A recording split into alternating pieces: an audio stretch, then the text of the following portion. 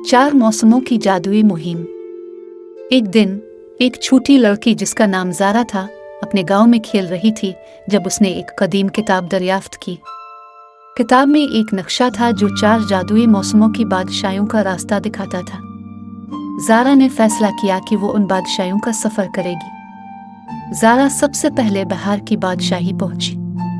यहाँ हर जगह खूबसूरत फूल खिले हुए थे और परिंदे मीठे गीत गा रहे थे।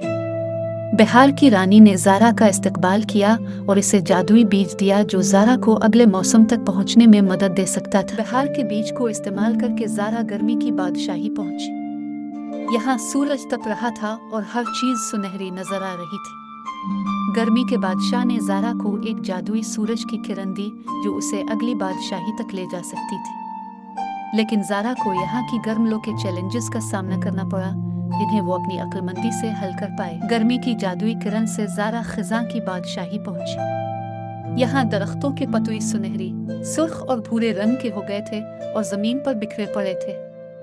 खिज़ां की रानी ने ज़ारा को एक जादुई पता दिया जो उसे सर्दियों की बादशाही तक पहुंचा सकता था।